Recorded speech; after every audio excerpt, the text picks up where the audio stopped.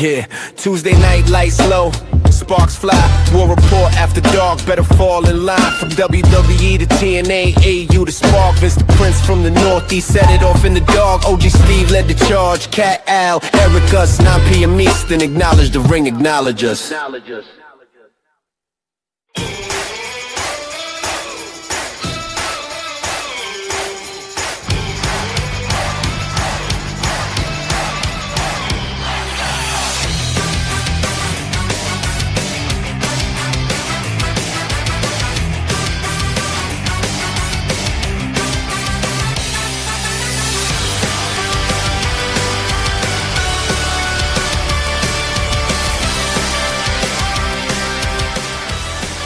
Ladies and gentlemen, the unthinkable has happened. Sami Zayn wins the World Heavyweight title clean and pins Cody Rhodes. Welcome to a special edition of the War Report After Dark, typically live on Tuesdays. This week we're doing a Wednesday show because, well, end of the month is a bitch. But, right? Yeah, well, and this is one where you kind of want to be on because I got to tell you, I don't ever have very high expectations on certain shows. Night of Champions has to be one of them because I always hate the fact that it's Night of Champions, but not every title is showcased, right? So that always kind of bothered me. But with all that being said, this to me was an outstanding pay-per-view. I loved everything about it, and we'll break it all down. But for me, this was a home run. This was a great show. I mean, there's little things here or there, but for the most part, I'm happy with the matches. I'm happy with the finishes. I like where things are going. And then, of course, we'll get into Raw because it all ties together. But what was your overall feeling about Night of Champions? I think it's interesting because the response online from people are like, oh, and you guys doubted Triple H and you thought Cody was just going to retain and blah, blah, blah, and Jay was going to win. And where are all these people who said, oh, Jay was just going to beat Oba and it's all bullshit and blah, blah, blah, and you were all mad about nothing. No, people weren't mad about nothing. People were mad, understandably, because for a while now, they've had Cody Rhodes, who is very over, but also has... just the booking of Cody Rhodes has not been the most fascinating, let's say. So if there was a time to switch things up, it was probably 3 months ago. If there's another time to do it, it's right fucking now. And I'm very glad they did it. I think the right people went over for the most part. For the most part, we'll get into it. Right. I think there might be one finish on the whole show that I disagree with. And otherwise, the one thing I really disagree with happened on Monday, and I understand the ups and downs of it, and I understand what they're doing, but this Obafemi King of the Ring thing, we got it. We'll get into it when we talk about Monday Night Raw, but that is the one thing that has kind of stuck in my craw for the last couple days. Well, and I'm glad you said that because I have a feeling you and I are not going to agree. So it'll be interesting to hear both takes. But we got to start with Night of Champions. And since we're talking about Sami Zayn, we got to talk about, we don't have to go in order. We got to talk about that match. I mean, nobody really thought that Cody wasn't going to walk out of there as champion, as much as some of us may have wanted it. Boy, am I glad they made the decision, A, to give it to Sami, and B, cleanly, and be Cody, so that Cody can't say I wasn't the one that wasn't pinned. And to be home, like even his entrance when he came out, he goes, "My true rider dies," and all this. I love everything they're doing with Sami, and they finally gave him the belt. I'm very happy for him. He deserves it. I do, however, I am not anticipating a very long title reign. But it doesn't really matter. It's now in the books, like he's a former world champion. But it is. No, and I hope it's not. I hope it isn't just another Darby Allin style story, because Darby Allin's story was unique. Because Darby Allin, even looking at Sami Zayn, Darby Allin is smaller than him. He's shorter than him. He weighs less than him. The story of Darby Allin was a shooting star. It burned bright, but it didn't burn for very long.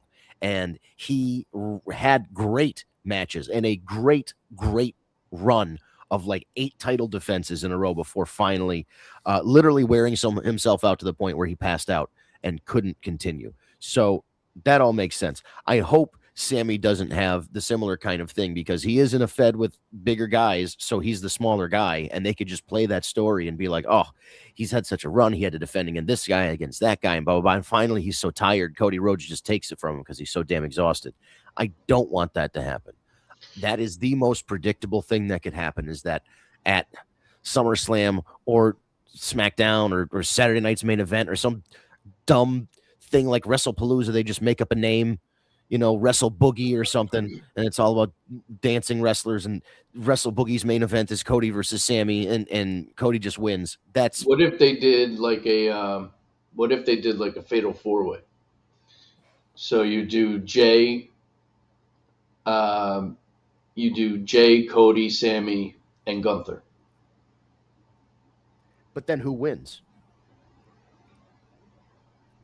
That's where I don't think Sammy wins. But it shouldn't go back to Cody. I'd be okay with it going either to Jay or Gunther. Jay, it would be interesting because then you'd have both titles in the bloodline. Jay with the big belt, though. Well, but and that can cause some. And then, how does Jacob not answer to Jay, also being a world champion? Like, there could be some interesting things with that. I don't disagree. I just, Gunther, I think at this point definitely deserves another world title run. Whether or not he'll get it right now, probably I'm totally not in the good with cards. Gunther. I think it'd be cool if it was a fatal 4-way and Gunther was in there. I'd love to see him kind of just steal one, and end Sammy's run in like a heartbreaking way, and then maybe they had such a good match at that one WrestleMania. Run it back. Like, I would have no problem with Gunther stealing the title from Sammy in a fatal 4-way, keeping it until WrestleMania, and they do Sammy Gunther 2 1-on-1 WrestleMania one more time, and beat the brakes off each other. Smacked. Oh boy. Yep. Well, no spoilers. Don't say what it is. But no, it's not. It's not. But I can see Sammy being a fighting champion. He was with the U.S. title. Yes, I'm anticipating that he's going to, if he keeps the title for a while, he's going to have a lot of defenses. Right. But I for some reason, I honestly don't think his run's going past SummerSlam. I kind of feel you, but I'm also at the point where I think. I hope I'm wrong. I know, and this shouldn't be controversial, but I think in the 5 years that Cody's been back or whatever it is, he's obtained just about every accolade you could. Multiple time Royal Rumble winner, multiple time world champion, multiple times main eventing WrestleMania. I think Cody is now at a point where he doesn't need a world title to be in a main event program, and he's also more. And we've said this many times over. He's more interesting chasing. Right. So now this puts him back in a position to have to chase. So, and there's going to be roadblocks along the way, Yeah, and I wonder if the plan is to eventually give it back to Cody. Do you think Cody loses this first one and then, like you said, has to go and earn his way back?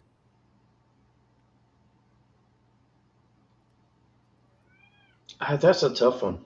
Because then it's like what? So then Cody wins the Rumble? Or Cody loses this one, and then a bunch of stuff happens between now and SummerSlam, and Cody earns a number one contender spot for SummerSlam? I think we have to see what the match is going to be at SummerSlam. I think to really kind of figure out which direction this is going to go. Because right now it can go many ways. And I don't know. And to WWE's credit, there's a lot of things that I didn't see coming that are making it hard to really figure out what's going to play. And that goes to your reference with the Obafemi situation, which we'll talk about. But But either way, the show started with the finals of the King and Queen of the Ring. So you had Oba Jey Uso, which I mean, listen, I thought it was a great match. Jay, you know, Jay put on a hell of a performance, but we always said if Brock was not a factor, there's no way Oba's not going over. And he did. And he is now the King of the Ring, and I thought that was the right decision, and I thought the match was great. So good for Oba. The promo afterwards was great. Obviously, still poking Brock in every promo, which again leads to Monday, which we'll go over. Mm-hmm. So I thought that was a great call, and Io winning the women's. Not only do I think was a phenomenal call, she deserves it. That match with Liv Morgan was fantastic, and I'm excited to see it again at SummerSlam. Those two put on a hell of a match. The only thing I didn't like about it was that they and listen, Danhausen's great, but he cursed Liv right before the match, so you knew what the fucking finish was. That's the only bugaboo I had with that. So first of all, I love that. So I just anything Danhausen. Right, but it takes the drama out of the match if you already know the finish. I understand and I agree with that. But the reality is, Liv lost clean. It's not like something happened during the match that would say, oh shit, she is cursed and lost. So I feel like the curse is still in something more. You know what I'm saying? I get what you're saying. Like there wasn't like she was at the top rope and the turnbuckle exploded. Like do you think she wasn't actually cursed, or that the curse didn't? Like, what's your take on it then? Because she did lose and he did curse her. Those were the two things that happened. So what's your take on it? Well, that's a fair question. That's a fair question. I don't know. Do I think she's cursed? Yes. But I feel like there was nothing. I mean, yes, she lost. Right, but nothing, like you said, nothing weird happened. Right. You know what I mean? So is it that she lost because she's cursed, or... I still do think she was cursed. But, like, have we seen what the curse is actually going to do? You know what I mean?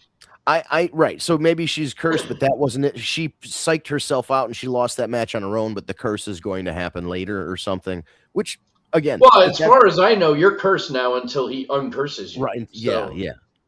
And it was all that... Which, by the way, just as a sidebar, since you brought up Danhausen... Yeah, I just have to say how much I absolutely love what they're doing with Miz and with what's his face Kip Wilson. Yeah, that they're like they got electrocuted. They're zombies now, and he has like control of them. Like anything you give Miz, he kills it. I just credit to Miz because it's not easy. There are a lot of videos now of like house shows and stuff. And people are posting them. Excuse me. Thank you. So he's doing it. I mean, he's going full force. I think that's the goofiest shit ever. Like, listen, the curse thing, I'm down with.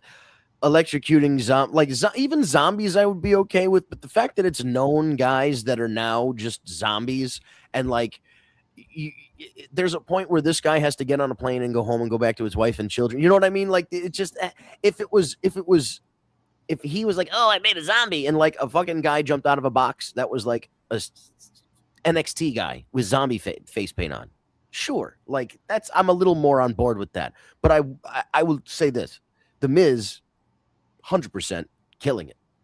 Yeah, he's knocking it out of the park. Yeah, and Danhausen is killing it too. Danhausen is so goddamn funny. So now there are rumors. There are a couple big things.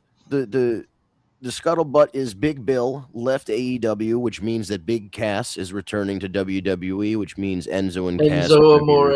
Oh, dude, how excited are you? But also there's speculation. True. How about this? There's speculation that I forget. Is this guy one of your boys or not? Baron Corbin might be coming back. I've been hearing this rumor for a while now. The biggest one is that he's actually the one that's under the sheet on the gurney, and it's going to be Danhausen's like Frankenstein that he like loses control over or something. I here's my I love Baron Corbin. I didn't like the way Baron Corbin was from NXT to the main, but when he started doing like Broke Baron and then hitting the jackpot Baron, like Right. all that shit I really liked. And then he became a personality on Busted Open Radio. And he also started doing some TikTok videos and stuff, kind of humanized them a little bit. And then Right. his shit on the indies when he got released, I've become a very big fan of Baron Corbin. So I'm excited to see him back. It would be interesting, Rumor right? is true. If that's true and he comes back, I wonder, like, will they do a variation? Will it be like Baron von Corbinhausen or something? You know what I mean? Are they going to give him a weird name? That or would is be it just, awesome. That would be awesome. Is he going to See, I would think that's great. No, I think it would be too. But would he be bald? Is he going to have the face paint? Is he going to have head paint? Like, is it going to be all the way on his head? Are they going to give him a Danhausen wig? He should have the Danhausen paint. Absolutely. Or some variation of right. It. But should they give him a wig or should he be bald? Because he doesn't have any hair. That's true. That's a good He question. could grow it out like Riff Raff from Rocky Horror. I mean, the nice thing about him being bald is they really could do whatever they want. Yeah. Like they could give him any kind of wig, or if they're going to put a mask on him and they have the hair attached like Kane, or they could do like a Danhausen, like a Bane mask or something, but it's Danhausen mask. Oh, that would be pretty sick. And you never, it's Baron Corbin, but you never see his face until like there's a reveal that it's him. Right.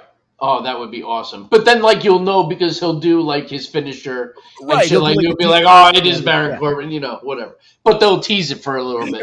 Funny if they put the 4 little dots on the stage and they lit up red as he walked by, and you're like, wait a minute, I know what that's from. Oh, that's so funny. Hey, motorcycle all of a sudden. Wait, where'd he get a motorcycle from? That's so funny. Hey, baby girl, Addie's on. But yeah, so all right, sidebar. This might be match of the entire card. And it was the one that I honestly was the least excited for. So that made me really happy. And that was Braun Breaker, Seth Rollins in the cage. That match, I was like, all right, here we go. Like, I didn't give a shit. I really didn't. Like, I don't know if we've just seen it so many times or like the build took forever because Rollins was out and like, right. Right. It just like I was exhausted with it. Right. But Rollins comes out first. And before he gets in there, starts throwing tons of shit into the ring. Yeah. Multiple tables, kendo sticks, chairs. I'm like, okay. I'm getting a little more excited. He's been disqualified from a cage match before. He better be careful. Well, that was a Hell in a Cell, even worse. Yeah, it's even worse. Fucking stupid. That still will go down in history as the dumbest thing to ever happen. The dumbest. But anyway. Then Braun comes out. And he goes, okay, I'm going to bring some shit into the ring. So he starts throwing shit in. So we have a ring full of shit. And now they're both sitting on a chair staring at each other. The bell rings. Yeah. Nothing's happening. The crowd's going apeshit. And I'm like, this is good. Like, I'm actually getting excited for the match. And then Rollins starts yelling some shit. And the next thing you know, full steam ahead, they start going at each other. I mean, we got blood. Which just looked awesome. We had some great spots. We had Braun trying to climb out and Seth saying, be a man and get back in the ring and let's do this the right way. Like, there were just so many great false finishes. There were so many high spots and super stomps and table spots. The match was awesome. And I was glad to see Rollins win just so we could finally move on from this whole thing. See, I mean, cage matches usually end anyway, but, and yes, now knowing what we know after what happened on Monday, there's a reason Seth Rollins won.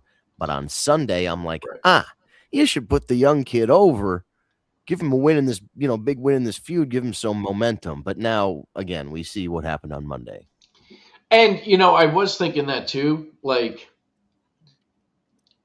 Seth wouldn't have looked bad losing because of how great the match was.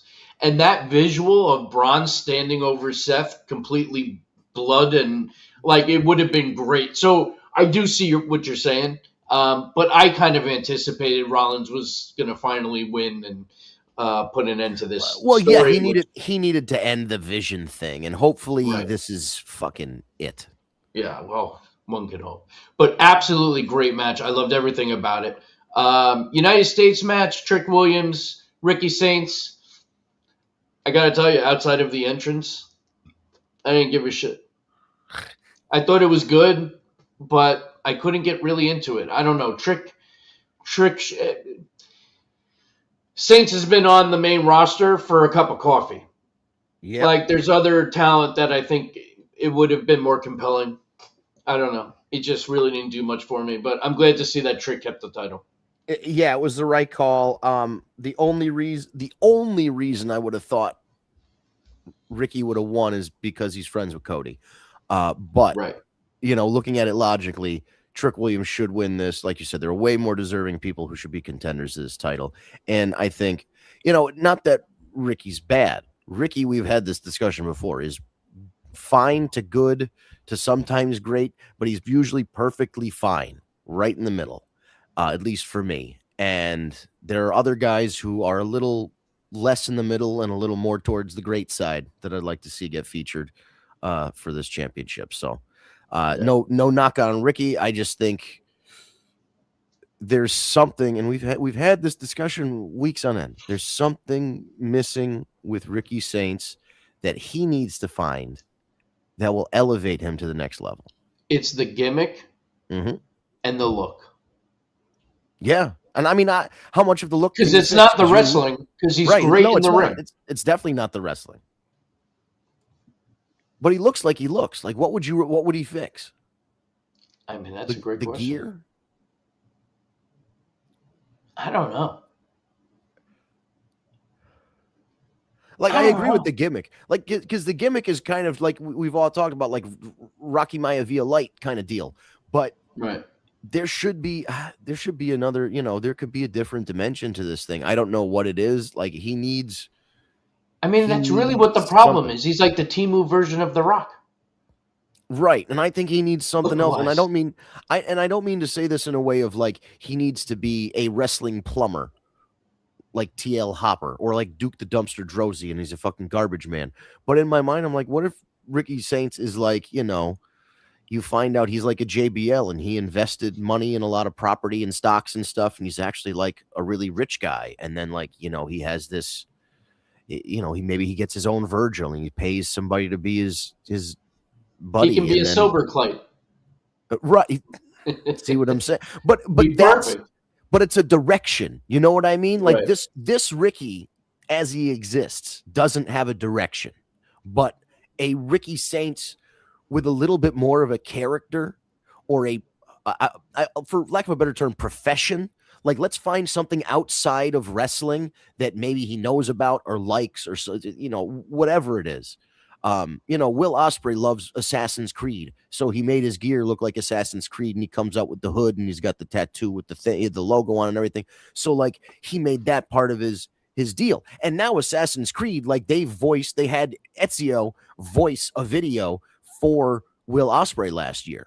So, like, the official Assassin's Creed, they've made him an assassin within the lore of Assassin's Creed. Like, officially, the video game company. So, like, that's something he was passionate about, made it part of his character, and now it's just like, it's not discussed. It's not like, oh, he's an Assassin's Creed character. It's just like, it's part of his presentation. And, like, Ricky just needs something. He needs a little spark, man. He needs a little something. I don't know if text Road Dogg and ask him. I don't know. So they need to figure something out. I don't disagree, man. Tiffany Stratton, Jade Cargill for the Women's United States Championship. I thought the match was great. I really did. I mean, more credit, I think, to Tiffy. Right. And I'm glad to see that she retained. But Jade is getting better and better. So that's not a knock on Jade. There's been a lot of improvement with Jade. And I thought the two of them worked really well together. No, I'm still obsessed with the idea of them making this wig falling off thing a gimmick until she eventually stops wearing them and just comes out bald and looks like a complete badass.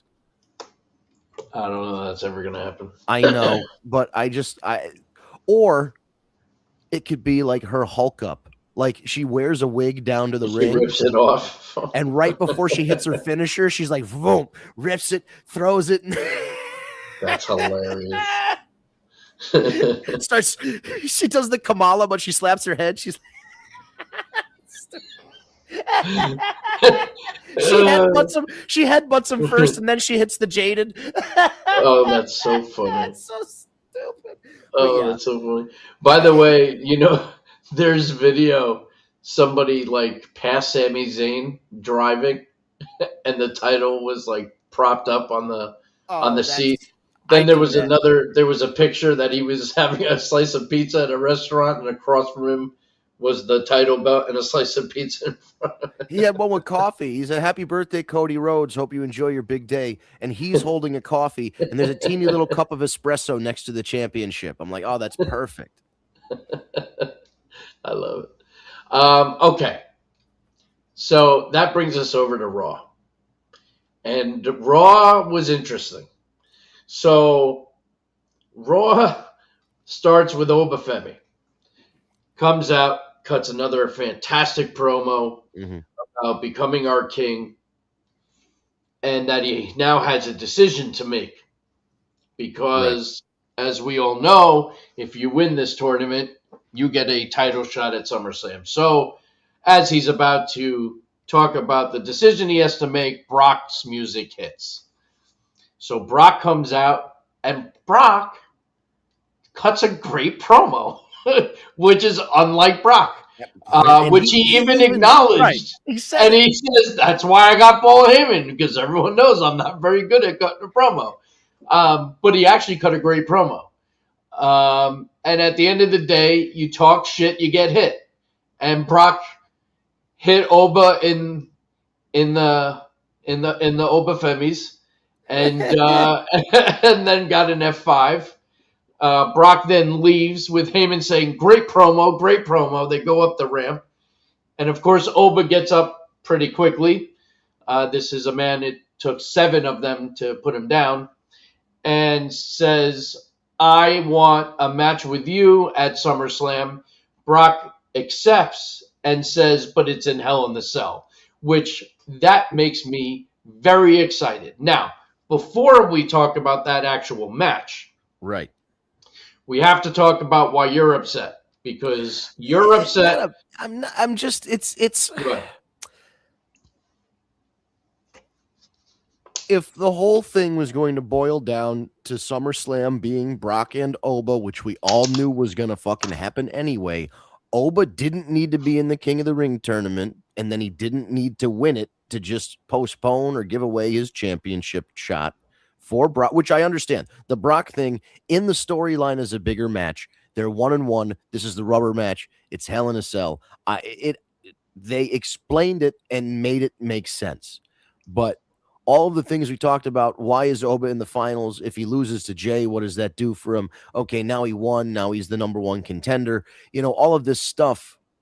And then it just becomes Brock versus Oba, which we all knew, like I said, we knew was happening. So if we all knew it was happening, why did we have to go through this ruse of Oba in the fucking King of the Ring tournament? Like, so we could have done something else. Here's my outlook on it. So everything you say is completely valid, and it makes all the sense in the world. The reason why I think you still had to have Oba become King of the Ring is because they are booking Oba as he is the young version of Brock Lesnar and following in Brock's footsteps. Brock Lesnar was a King of the Ring champion. That's why Brock didn't interfere and cost him that match and let him win it. Even though he claims he doesn't watch the product and he relies on Paul Heyman, but everybody knows he doesn't watch. So, so my take is that he has to win King of the Ring because Brock did. And now Oba's going to be the one to take down the Beast. And now is going to be the Beast going forward. Like, so I think that's why you had to have him win. And then, not for nothing, his promo backstage afterwards with Pierce, when he said, I can take the title whenever I want it. That is beyond badass. Like, who turns down a world title? Obafemi, because he knows he can take it whenever the fuck he wants. And his opportunity is not going to go away. So Right. at any time he wants to, quote unquote, cash in, he goes to Pierce. He's not going to say no. Who's going to say no to Oba?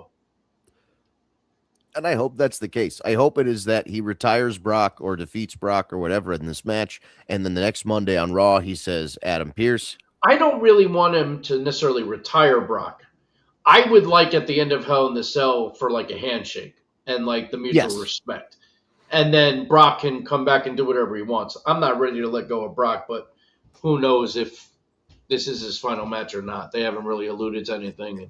No, they haven't. So maybe they work something out where, yeah, he just shows up once a year and then hibernates for 11, 12 months, whatever, which is fine. He doesn't need to work a full-time schedule. You only need Brock Lesnar for the big pay-per-views. It's more exciting that way because then you go 4, 5, 6 months. All of a sudden, his music hits, the roof flies off the place. It makes him more excited. Yeah, I'm yeah. good with that. I think what happened was because there's something else that was the 1-2 punch of promos is Oba gave up his title shot and then Seth Rollins just comes out and goes, hey man, we're both old and might retire soon. We should get this match out of the way. And Roman goes, you know what? You're right, dude. We're old. Let's get this match out of the way. You have a title shot at SummerSlam. And I'm like, what the fuck? So let's get into that. So that was the end of Raw, but that outside of Oba and Brock is the biggest headline. So right, I got to be honest. Let me start off by saying this. It was probably one of Seth Rollins' finest promos in his entire career. That's my take on it. I thought that promo was fantastic. I am not at all excited for this match. Not even a little. Oh, no way. I don't care. Like, dude, the Shield was how many years ago at this point? We don't have Dean Ambrose. It's not like I don't care. And I will be really pissed if Roman's reign ends to Seth Rollins. Could you fucking imagine? Probably. Oh my God, you're right. Like you agree with me, right? Like this cannot happen. but you're right because Roman usually takes time off around this time of year, doesn't he? He doesn't wrestle a fucking full. He's not going to wrestle all the way through Royal Rumble season into WrestleMania. He's wrestling. The rumor that I heard was that he was going to wrestle through the summer, and then that was it. And saying that's it. I don't know how much time off or whatever, but if that's the case, then there is a chance that Roman is losing the title. I'm hoping that's not the case. Like, I want to see another blockbuster run. I'm not saying it has to be 300 plus days, but like, I want to see a solid run. No, I agree, because what does that do for any of this bloodline story? If Seth Rollins just comes in kind of out of nowhere and wins this title, and then Roman takes time off for even a month, but that's never Roman's case. It's usually multiple months. Maybe Jacob takes over. Does he? But yeah, you're right. So he could leave it in charge. He could leave Jacob in charge, or he could leave Jay in charge. And either way, they could have. And there are a lot of rumors flying around that Zilla has been signed. So I think that's only a matter of time before Zilla's a part of the bloodline. So maybe one night, if Roman loses, then on Raw he comes out, introduces Zilla, puts Jacob in charge, and then says, I'm taking some time off. Yeah, I mean, he could. I'm going back to the island of relevance. All right, yeah, exactly. We already know what the promos. But I am telling you, it sucks because we're getting spoiled. Because I am getting used to having Roman back. I mean, he's been back pretty much 3 out of 4 weeks in a month. Like he's back full time for him. and we're getting a little spoiled. So it's going to suck to see that slow down again. But nature of the beast. Yeah, here's the thing though. We've Shit got like that can also prolong his career too, if you think which about it. which You know. is fine, but we're at a point now where Roman, Seth, Cody, Sammy, KO, all those guys from that first NXT generation that graduated up are 40 and up, Yep. and not all of them are going to wrestle into their 50s and 60s like the guys did back in the day. They made good money. They don't need to wrestle into their 60s like these old fucking guys. You know what I mean? Like it's not Sure. it's 1972 anymore. You don't have to hit the road, and it's not like you didn't make your money in the 80s and 90s, and you're Dude, I'm doing even hearing rumors WrestleCon. that Miz has gone on record to say when his current contract's up that he's walking. I mean, I believe it. That That guy doesn't he's need the gonna- fucking money. He lives a No. good life. And he's been doing this, what, 20? It's got to be Yeah. 20 plus years. Yeah, I'd say 22, 23 years because he showed up on SmackDown. He was the host, Right, he was the host. and he sucked. He was was- horrible. Terrible. And then he hosted the Diva Search. Yeah, that's Still when he met terrible. Maurice. Yes. But fortunately, he met a guy named John Morrison. Yeah. And those guys, because John Morrison, not exactly known for his personality, and The Miz sucked. And then they got together, and it's like, oh, these guys actually can do something. Okay. They were actually a great team. They were, and they brought out personality in each other. And like, And then they listen, put Melina in with them, which Yeah. was great. it was kind of like it was almost like a new Eminem. Yeah, that's 'Cause true. it was still like a Hollywood, like he was a reality TV guy, so it was very, very reminiscent. But So Dude. funny. All right, so back to Raw. So we had Rey Mysterio versus Ethan Page. Another great match. and that young Kind of rookie, surprised Ray went over, though, to be honest. the young rookie Rey Mysterio pulls out the underdog win. You know what I I mean? was surprised. Like, I honestly thought they were going to give it to Ethan. I would have put money on DraftKings and lost on that one for sure. Yeah, I would have contributed to that loss. We did have a mini Joe Hendry concert with the Street Profits. That was great. I found that to be very entertaining. Joe Hendry kind of got lost in the shuffle for a little while. I And heard it then- was a visa issue, and Oh, that's well, why you know he what? wasn't. That's Well, what I that- heard, and that's why he hasn't been on TV. Fucking makes a lot of sense then. Yeah. So I hope they start using him because he's good. He wound up having an impromptu match with Austin Theory, and he beat him. So, so that was good. And another interesting thing, backstage before this match, Heyman was talking to Pierce to get this Hell in the Cell match solidified. hmm And Theory walks up and goes, "Oh, Heyman, I didn't even know you were here. This is great. You could come with me down to the ring." And Heyman just looked at him and goes, "Well, now you know." And he walked away from him. So there's something going on with Heyman in the Vision. Yeah, I mean, I think you gotta split that group up now. Yeah. Not that there's a group to split up, but you know what I mean. But you can Like, keep Braun Breaker and Bronson Reed. Bronson Reed together. Yeah, but keep those guys together, but don't. It's not the Vision anymore. Come up with a new name. Get rid of Austin Theory. I mean, God bless the guy. I've never been enthralled by an Austin Theory performance. I No. don't particularly like his look. I don't like his teeth.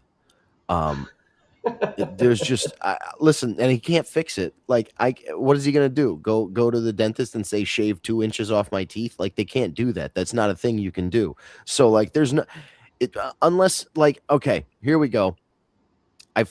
I found a way that you can make Austin Theory interesting to me. You have somebody come out and throw a fireball in Austin Theory's face, and he goes away. And then, like a month later, a masked superstar comes out with a big fucking head and Air Jordans on, and there's like, who's that guy with the big fucking head? There's only two of them. It's either Finn's friend in Judgment Day or it's Austin Theory. And as long as I don't see his teeth and he wrestles under a mask, then Austin Theory can win the U.S. title for all I care. That's hilarious. Yeah, I don't see that happening. And it's amazing Vince had such a hard-on for him. And to the point where let's not forget, he beat John Cena at WrestleMania. That's right. I forgot about that. Everybody did, because it inevitably, like Linkin Park said, in the end, it doesn't even matter. He beat John Cena at WrestleMania, and now he's doing diddly dick. Diddly dick. By the way, I got to go back to SmackDown last week. Yeah. Can we just talk about how great Charlotte Flair is? I mean, the match with Liv, where she sold the bum knee the entire match, like she was flawless. Like you really believed that her knee was done. Right. Like the sell was incredible. Liv was great.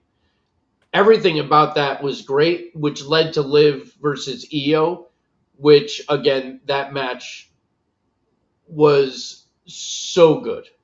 Well, that was, at the Queen of the Ring, and now we're going to get it again at SummerSlam, and I'm so excited.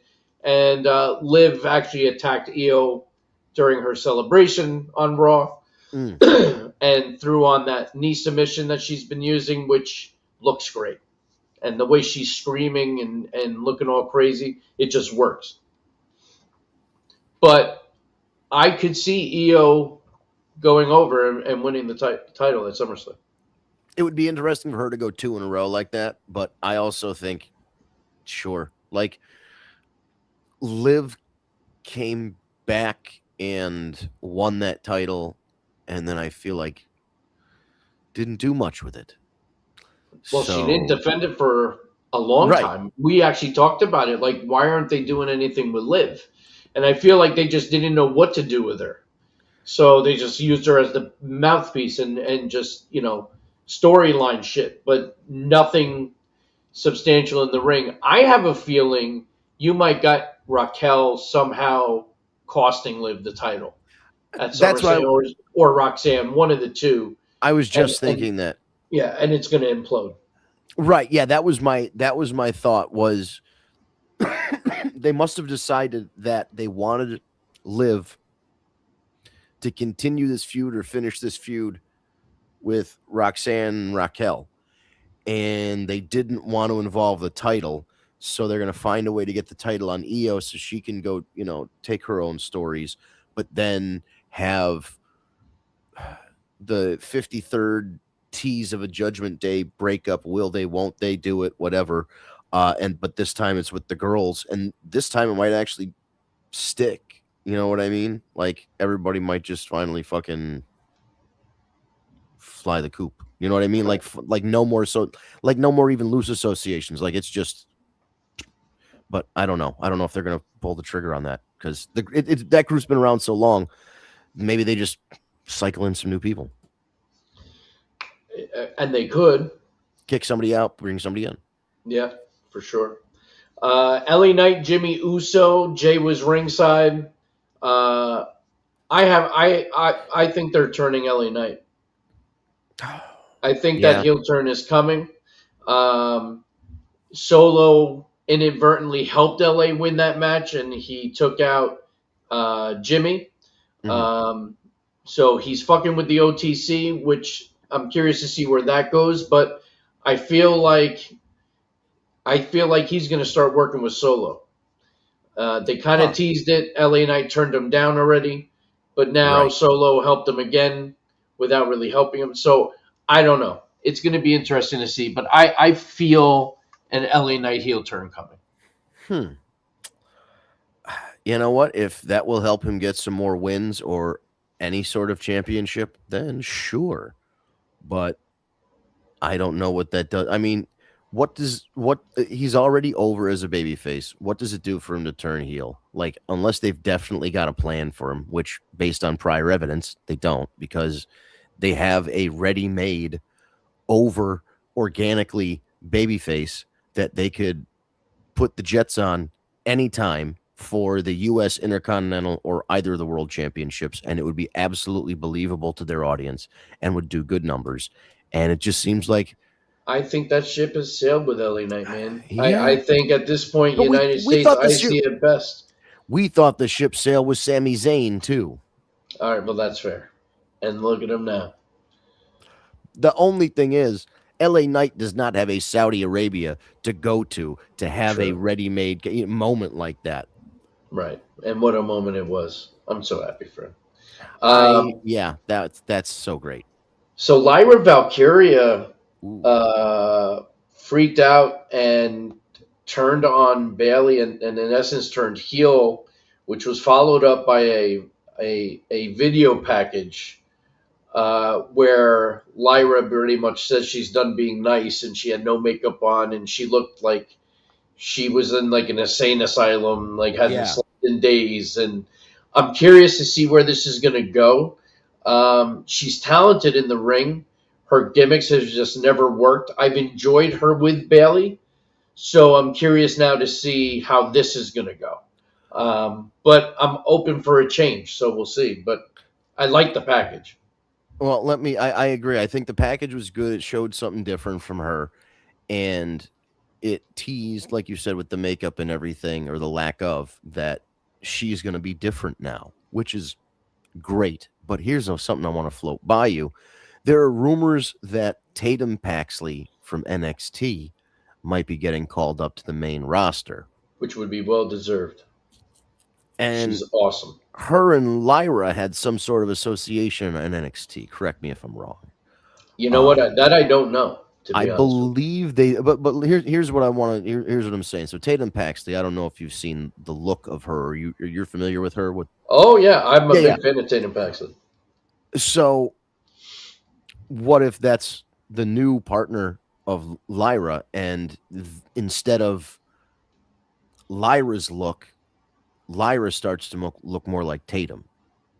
I can totally be down with that. The only reason why I don't know if that would happen is because I feel like if Tatum gets up, they're bringing her up as a face because she's so over in NXT, and she just had a phenomenal match at the Great American Bash against what's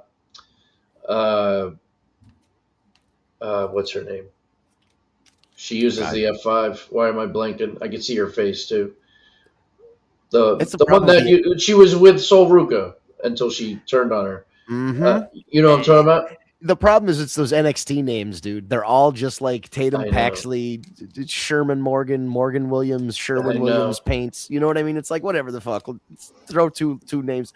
Shiloh Hill. I love Shiloh Hill. I love Shiloh Hill. Is that his real name? Before I say the next comment I'm going to say, is that his real name? I don't know. I've only known him as Shiloh Hill, but I love him. This is on me. Reading the name Shiloh Hill before seeing a picture of Shiloh Hill is a little bit shocking because I picture a guy that looks like the guy that wrestled alligators on NXT.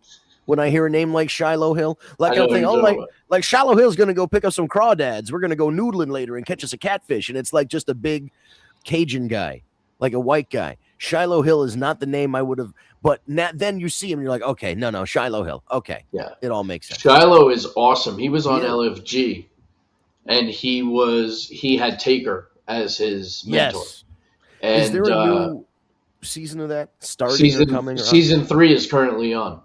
Okay. But yeah, Shiloh. I'm a big fan of Shiloh. He's gonna do big things.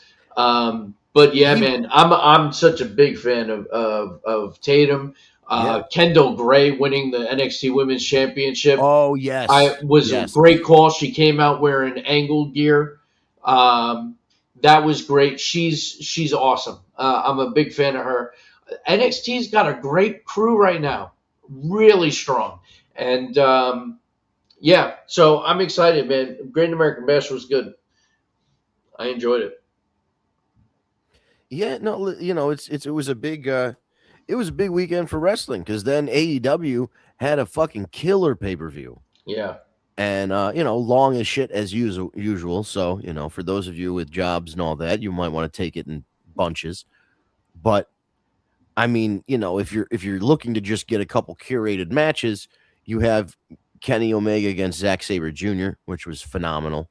Yep. You had that wild main event cage match, which is like if you're into that kind of style of wrestling. I mean, guys are getting hit with the original NES, Nintendo, and shit. Like there were booby traps. Like there was a duffel bag with Leo Rush in it. Like Leo Rush just crawled out of a duffel bag from underneath the ring. Hilarious. So and then I love what they're doing with Leo Rush, by the way. This new crazy yeah. gimmick of his is awesome. And he's Ring of Honor television champion. He didn't tell anybody he was doing this. He didn't tell Tony Khan. Tony Khan said literally he came to television one day with a shaved head and he said, "I'm doing this now." And I said, "Okay, I guess you're doing this now." He just didn't fucking tell anybody, which That's is so fantastic. funny. But you know what? That's kudos to Tony Khan because he'll allow you to do that and say, okay, let's see if it works. If that was Vince, for example, no, that wouldn't like no. you would have been out the door and off the show. Right. And the other match that everyone is talking about, the finals of the women's Owen, Maya World against Mercedes Moné, formerly Sasha Banks. Phenomenal match. And a lot of very, very close near falls where it looked like Maya was going to win. Sasha Banks, Mercedes Moné wins in the end. And, of course, because she had to go to All In. But I mean, really, that underdog story, the Cinderella story of Maya World, her brother, real life, passing away right before the tournament. There was an injury that allowed her to get into the tournament in the first place. So Tony ended up taking real life and making a great story out of it for that match. And then you have the men's Owen, Swerve against Osprey, and those guys beat the absolute dog shit out of each other for like 45 minutes. And I was there live at the Belmont in 2024 for their Forbidden Door match when Swerve was world champion. And Osprey had just come into AEW, and he told Tony Khan, he said, "I want to come in and I want to put over Swerve because people are already talking about me coming in and immediately winning the world title, and I don't want to be that guy. I want to show them that I'm here for the long haul. I'm not just here to come and take the title and then run and be the top guy. Like I want to do business." So he put Swerve over 2 years ago at Forbidden Door. 2 years later, Swerve returns the favor in one of the wildest matches I've ever. I mean, it was 1 o'clock in the morning and I was screaming. Like, I watch wrestling pretty passively. Like, I like watching wrestling, but I watch so much of it that it takes a lot for me to get like up out of my seat while watching a wrestling match on TV. Same. And that match got me up out of my couch. It was phenomenal. It was amazing. And if you haven't seen it, check it out. It's a long, like I said, you don't have to watch the whole pay-per-view, or if you do, take it in chunks. But like, search out that Swerve Osprey match and the Omega ZSJ match, and the women's one too. Maya World Mercedes Moné is great, so definitely check them out. Zarya, yes, Sol Ruka and Zarya, yes, fuck. That's who it was. How did it take us that long? Fucking A. Her and Tatum, that match was fantastic. Absolutely fantastic. You know who else is really good too? D'Angelo, who's currently the NXT champion. Okay, yeah. Tony D'Angelo. Yeah, he's fantastic. So the weird thing about that is he was this mob character for a while, which I loved, which was great, and now he's not. And now his hair is like Bruiser Brody, and his beard is like Bruiser Brody, but they still call him Tony D'Angelo, and he's still just like a regular dude. So it's like, well, he's still hardcore Italian. No, I know, but I just feel I think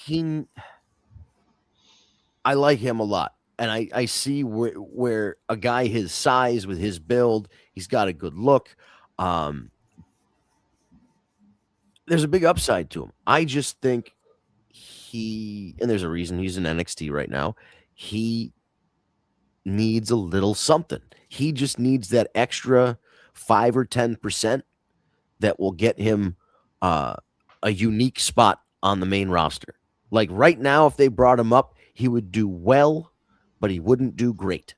If he can find that extra gear, then he can be, because they are in a spot, man. For as much as I'm not joking about it, those guys are all 40s, 41 and up. Cody's birthday was today. He just turned 41. He's not wrestling until he's 55 years old. So you got to think, who is it in your company internally? You spent all this time building up a developmental program. Who are these guys that are coming up and taking the places? We know Oba's one of them. Is Tony D'Angelo one of them? Is Ethan Page one of them? Who are the Ethan Page definitely could be. Is Trick Williams? Trick Williams could be. I think Trick Williams. Listen, Javon Evans, I think could be. Absolutely. For sure. But I think, with the success that they had with Trick versus Oba in NXT, if you were able to take that and make it for a world title at a big pay-per-view like a SummerSlam or a WrestleMania, oh, that's big business. Big business. Big business. I mean, I'm telling you, there's no lack of really good talent that is just made it to the roster, currently on the roster, or in developmental that will be brought up soon that are going to be home runs. Yeah, and they're in a good position right now. And keep in mind, they still have talent from TNA they can use at their disposal, it seems like. Wow. And AAA, because you're seeing more of a AAA presence now on Raw and SmackDown. And, just to clean up a little other business, Mike Santana officially done with TNA as of the 1st of the month. His contract expired in the end of June. That means? He is either NXT or WWE bound. And today, TNA Wrestling came to terms with the release of Eric Young, who was, he's been on and off with them over a couple years. He went to WWE for a while with Sanity and all that stuff. But he was Mr. TNA for a while. He was like the guy that was always a constant, like Eddie Edwards, always a constant. Sami Callihan, same kind of thing. Eric Young was always there. And there is talk now that he's coming back to the WWE. That would be great. I wonder if he's going to end up being a wrestler, or if he's going to end up being a producer backstage like Abyss, or if he's going to go down to NXT and be a trainer. Right. Well, either way, I'm glad he's employed because he's talented as fuck. I like him a lot. Yeah. No, I've always liked Eric Young. The whole thing with Sanity, was great in NXT and it flopped on the main roster, as so many did, because Vince tweaked shit and changed shit and, ruined shit. I mean, if you notice, too, all the NXT success lately, nothing's been changed. Whatever they've done in NXT is staying the same on the main roster, and it's making it right. Like, I mean, the number one perfect example, and I will die on this sword, Karrion Kross. Oh, Jesus Christ. I mean, that guy was a force to be reckoned with in NXT. You brought him to the main roster, made him look like a gay gladiator, and then and then it just got, oh my God, it was terrible. It was terrible. And you didn't even have Scarlett with him at first. I mean, he was DOA. But I'm glad to see his success now in the indies too, because him and Scarlett are killing it, and they're everywhere. So good for them. But on that note, ladies and gentlemen, we have reached the top of the hour. Yes, sir. And there is a video out there. Karrion Kross was at a convention watching the pay-per-view, and there is a video of his live reaction to Sami winning the title. He was very happy for him. You can go check that out. It's on social media. Just Google it. I'm not going to find it for you. Thank you guys for tuning in. Tara, don't worry about being late. You can always go rewind and catch the beginning of the show. We do all miss Kevin Owens. Bronson Reed, we don't know, but on his comeback date, but he is looking good. He's posting pictures. He's lost a lot of weight. He's ripped. He's cut. He's trim. He's ready looking to go. Awesome. He's looking good. And yes, Lyra did take the pinfall, but she's a heel. So now that she's a heel, you can lie or justify your actions or whatever. And yes, that's kind of like the whole, the point is like, she shouldn't be reacting like this because she was the one that lost. You're right. So thank you everybody for dropping in the comments. We had Addie and David And Ryan was in there, and Tara. Thank you, everybody, for commenting. We do this show usually Tuesday nights, 9 p.m. Eastern Time. We live stream on Facebook and YouTube. All you got to do is put Tag Me a Date in your search bar on Facebook. It will come up with the Tag Me a Date page. Hit the thumbs up or the follow button, and the live stream will show up in your news feed. If you go to YouTube, type Tag Me a Date in the search bar, you'll get our channel. Hit the subscribe button and the notification bell. You'll get sent a notification half an hour before our live show at 9 p.m. If you want to follow us on social media, it is at Tag Me a Date, at Tag Me a Date, no spaces on social media. That's Facebook, YouTube, Instagram, and Twitter/X. Give us a follow. We do post shorts and reels during the week to show you what you might have missed from last week's show. And if you want to follow us on TikTok, go to TikTok and type in the full name of the show, The War Report Podcast, and hit that follow button for the same reels and shorts for social media. And if you prefer an audio instead of a video version of the podcast, head on over to your favorite podcast app, type in The War Report, type in Tag Me a Date, hit that search button. You'll see the logo that we have in the top right-hand corner. Just hit the subscribe button. And as soon as Ryan or Steve rips the audio from the show and uploads it to the podcast thing, between Tuesday and Wednesday, you will get it delivered. As long as you're subscribed, it'll go right to your phone or your tablet, so you can take it with you on the road or to the gym or wherever it is that you take your podcasts. And if you really like podcasts, subscribe to my new podcast, Laughable Advice, where 3 comedians read real relationship disaster stories, crack jokes, and give advice. That is Laughable Advice on YouTube. Hit that subscribe button. Thank you for commenting and liking and subscribing and all that stuff. Leave a like or a share on the way out. It helps us in the algorithm. Have a great night. We'll be back Tuesday, 9 p.m. The War Report After Dark.